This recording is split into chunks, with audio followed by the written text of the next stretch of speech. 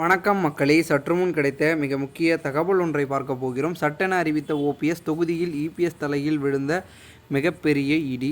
இந்த ஒரு தகவலை பற்றி தான் நாம் பார்க்க போகிறோம். தகவலை பார்ப்பதற்கு முன்னதாக நீங்கள் நம்மளுடைய சேனலுக்கு புதிய பார்வையாளர்களாக இருந்தீர்கள் என்றால் மறக்காமல் நம்மளுடைய சேனலை சப்ஸ்கிரைப் செய்து வைத்து கொள்ளுங்கள்.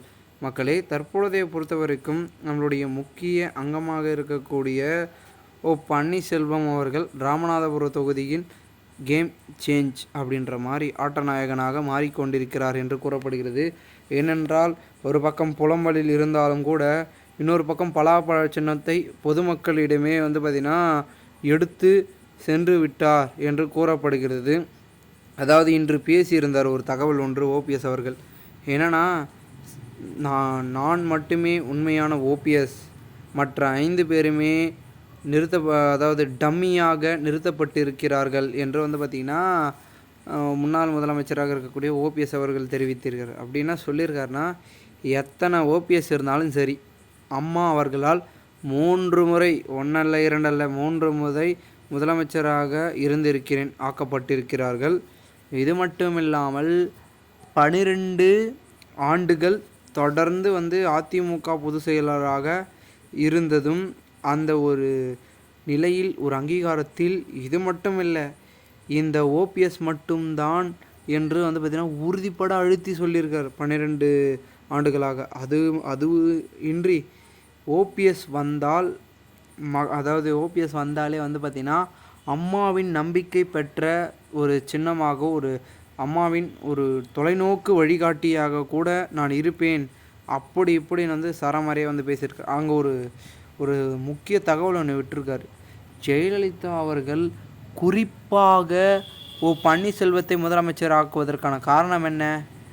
அடுத்த தலைவர் பதவியை கொடுத்திருக்கிறார்கள் என்று சொல்லாமல் சொல்லியிருக்கிறார் நம்மளுடைய பன்னீர்செல்வம் அவர்கள். இதனாலே பார்த்திங்கன்னா அவர் ஸ்ட்ரைட்டாக எங்கே போகிறாருன்னா அதிமுக. அவர் போகிறது எல்லாமே ரூட்டு கரெக்டு.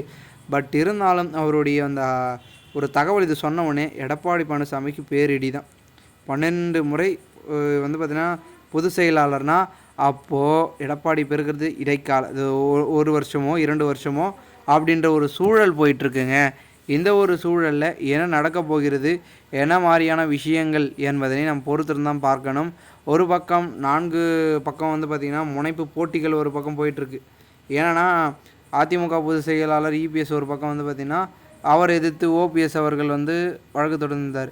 அதன் பிறகு சசிகலா அவர்கள் தனியாக அவங்க ஒரு வழக்கு. இவர்கள் மூவருக்கும் பார்த்திங்கன்னா அதிமுக நிலை வரும் போட்டியில் அண்மையில் நடந்த பிரச்சாரத்தில் நம்முடைய அண்ணாமலை வர ஒரு பக்கம் கிளப்பி விட்டார். டிடிவி தினகரனுக்கு வசமாக தான் அதிமுக வரப்போகுது.